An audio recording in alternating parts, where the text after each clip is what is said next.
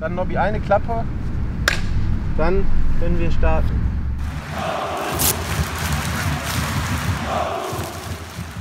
Hallo und herzlich willkommen zu unserem großen Sommerinterview hier aus Bad Ragaz. Traditionsgemäß führe ich dieses Interview mit unserem Sportdirektor Michael Zorc, den ich ganz herzlich bei mir begrüße. Hallo Michael. Norbert, guten Tag. Wie geht's dir als erstes? Ja, bei dem Wetter sehr gut, ne? Das Trainingslager ist zu großen Teilen absolviert.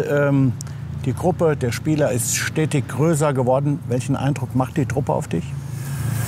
Ja, es ist diesmal doch etwas anders als in den Vorjahren, dadurch, dass eben die Saison doch etwas eher anfängt, nicht erst Ende August, sondern schon Mitte.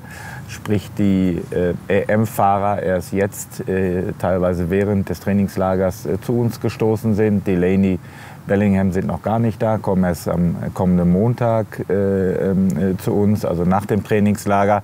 Insofern ist es etwas anderes. Es ist nicht einfach für den neuen Trainer, jetzt hier auch vielleicht an Automatismen zu arbeiten, sondern es geht darum, die da sind, in eine gute Verfassung zu bringen, aber auch schon seine, er nennt es selbst, Prinzipien zu zeigen, unabhängig jetzt in welcher Grundformation wir spielen, ob mit Dreier, mit Viererkette. Es gibt da gewisse Prinzipien in seiner Vorstellung vom Fußball und die müssen jetzt bei den Spielern 1:1 übernommen werden oder von den Spielern übernommen werden, besser gesagt. Und da sind wir jetzt mitten in dem Prozess drin. Ja, man hat auch gesehen, gegen Bilbao lief auch noch nicht alles so rund und so, wie wir uns das vorgestellt haben. Es ist keine einfache Vorbereitung. Die Spielidee, die Marco Rose im Kopf hat, die kommt, glaube ich, der Spielidee unserer Fans sehr nahe, ne? Ja, ich glaube, das ist fast deckungsgleich. Er hat ja auch mal gesagt, meine Mannschaft sollte so spielen, wie ich sie als Fan auf der Tribüne mir gerne anschauen würde. Das heißt, sehr, sehr aktiv, sowohl im eigenen Ballbesitz, dann eben auch nicht zu viel hinten herum spielen, sondern versuchen immer mit dem ersten Blick nach vorne gerichtet vertikale Pässe zu spielen, aber eben auch und das, was wir auch schon in den letzten Monaten ja auch schon unter Edin Terzic versucht haben, neu in das Spiel zu implementieren, das Gegenpressing. Das ist schon aggressiv, das fällt auf beim Training, das fordert er und sagt Stopp. Du hast wirklich sehr, sehr intensive Einheiten hier beobachten können. Natürlich am Anfang mit einer halben U19 und U23. Da kommen wir gleich noch drauf zu sprechen. Gut, dass wir die Jungs haben. Man muss auch sagen, dass das Trainingsniveau trotzdem gut und hoch war. Aber das fällt eben auf und das fordert er immer wieder ein. Und das ist auch ein Fußball, so glaube ich, ist der Borussia Dortmund gut zu Gesicht steht und den wir auch bei uns im Stadion sehen wollen. Neben den nachreisenden Nationalspielern ist auch mit Donyell Malen auch ein Neuzugang während des Trainingslagers hinzugestoßen. Was für ein Spielertyp habt ihr da geholt? Ja, das ist ein Offensivspieler, der jetzt nicht auf eine Position festgelegt ist in der Offensive. Er kann Mittelstürmer spielen, er kann zweiter Stürmer spielen, er kann aber auch von der Seite kommen, vornehmlich von links wahrscheinlich. Ihn zeichnet eine hohe Geschwindigkeit aus, aber er ist ein unfassbar guter Kicker, möchte ich sagen, hat am Ball immer wieder Überraschungen drauf. Hat auch letztes Jahr in der Liga nach einer doch größeren Verletzung ein Jahr super performt und wir freuen uns auf ihn. Er ist nicht 1:1 der Jadon Sancho-Ersatz. Ich glaube, das geht auch nicht. Das ist schwierig bei der Performance, die Jadon hier in den letzten 3 Jahren hatte. Aber Donyell ist auch erst 22 und macht jetzt den Sprung von der holländischen in die deutsche Liga und auch in die Champions League. Und ich freue mich auf ihn und ich glaube, er hat sein Leistungspotenzial noch nicht ausgeschöpft. Gestern beim Training hat er ein Tor geschossen. Da gab es stehende, eigentlich wie du früher in besten so Zeiten, ähnlich, ja, oder? Ganz genau. Ja, nicht ganz so, aber war auch schon gut. Ne? Ja. Michael, der Transfer, der hat auch ein bisschen gedauert. Ähnlich wie bei dem Abgang von Jadon Sancho. Hängt das vielleicht damit zusammen, dass Transfers immer komplizierter werden? Ja und nein. Natürlich hat sich das Umfeld bei einem Transfer in den letzten Jahren doch auch verändert. Immer mehr Leute sind involviert. Aber das ist natürlich auch der jetzigen wirtschaftlichen Situation der Vereine, sprich der Pandemie geschuldet. Jeder Euro wird doch mehr abgewogen als früher und die Vereine haben auch gelernt, Nein zu sagen, weil es einfach wirtschaftlich nicht darstellbar ist. Und wir haben immer noch bei uns die wirtschaftliche Vernunft als oberstes Gebot auch bei allen sportlichen Entscheidungen. Und deshalb haben wir hier lange auch mit PSW ringen müssen, die am Anfang ja auch Vorstellungen von 40, 45 Millionen hatten. Und da muss man auch einmal sagen, dafür werden wir es nicht tun, dafür geht es nicht, das ist unser Preis. Und am Ende haben wir, glaube ich, ein sehr gutes Ergebnis erzielt. Jetzt ist das Transferfenster noch bis Ende August geöffnet. Seid ihr so weit durch oder kann hier und da noch ein bisschen was passieren? Ja, es kann immer was passieren, natürlich sowohl auf der abgebenden Seite.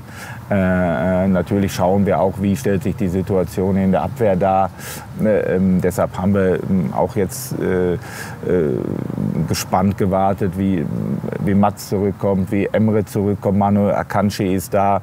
Das wird in den ersten Wochen vielleicht auch ein bisschen zäh, weil alle drei eben später ins Training eingestiegen sind oder einsteigen werden, weil Mats hat noch ein paar Probleme mit der Patellasehne, aber wir hoffen in allen Fällen, dass das nichts Langwieriges ist und wir werden das in den nächsten Tagen und Wochen genau beobachten und dann auch entscheiden, ob wir da noch mal was tun oder nicht. Du hast es eben angesprochen, neben den Spielern der ersten Mannschaft sind Spieler der U19, der U23 da. Und ich persönlich, ich habe nicht alle gekannt, aber es macht echt Spaß dazu zu gucken, auf welch hohem Niveau diese Jungs schon spielen können. Ja, die Jungs sind natürlich hoch motiviert, ist für sie absolutes Neuland. Aber wir geben in jedem Training 100%.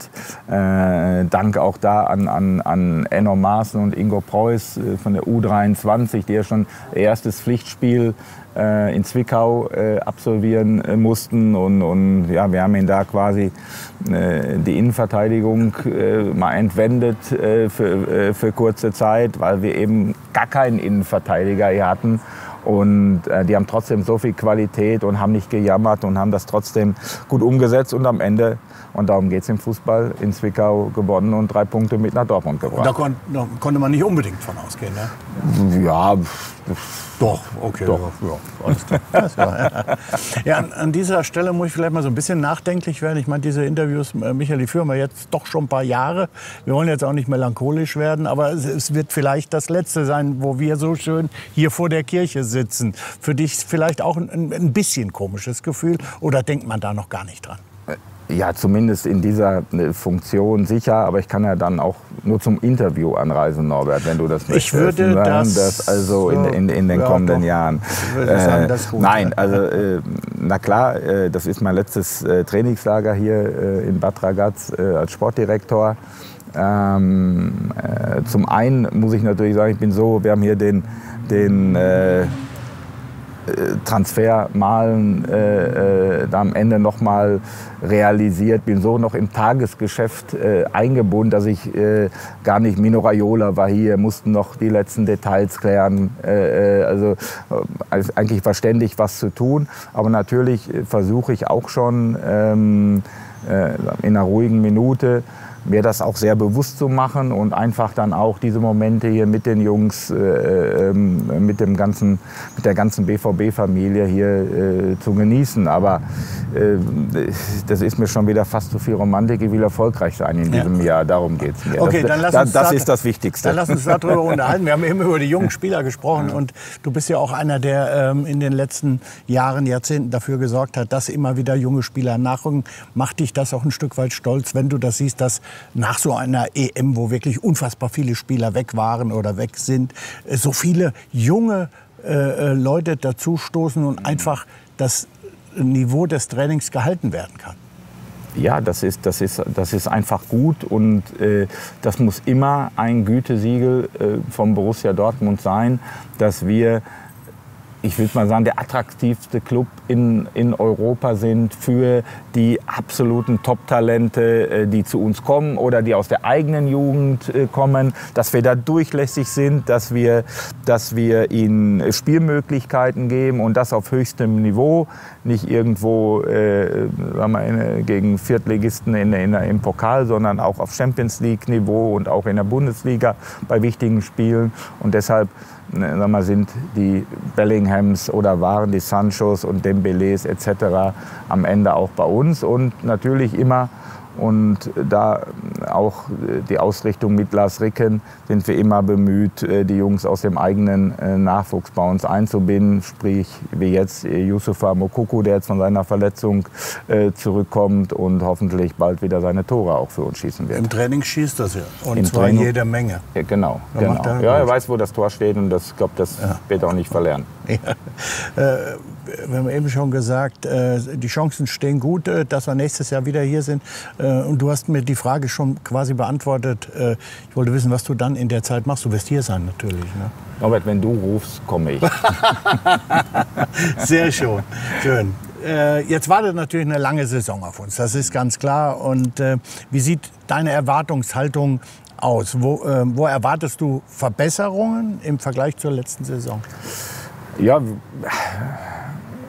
wir sind da relativ unbescheiden und sagen, die Pokalwettbewerbe sind aus unserer Sicht, finde ich, gut gelaufen. Also mehr als Pokalsieger geht ja nicht.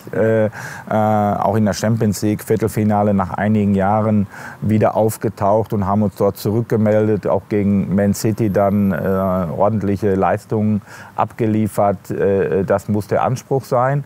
Und in der Liga würde ich mich schon gern noch mal verbessern. Mich hat das so ein bisschen gewurmt, dass da zumindest Bayern ist immer ein anderes Thema, aber dass da die Leipziger vor uns standen, das muss ja nicht sein. Es war dann verrückt, dass es dann am Ende doch nur so wenig Punkte waren. Ja, ich glaube, mit der Aufholjagd, wenn es noch eine Woche weitergegangen wäre, wären wir Vizemeister wieder geworden, wie in den beiden Vorjahren. Aber dafür war es dann zwischendurch einfach nicht gut genug.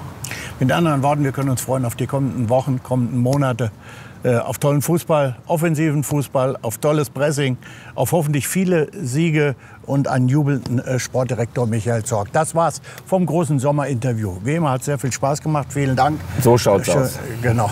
Also bis dahin. Tschüss, macht's gut.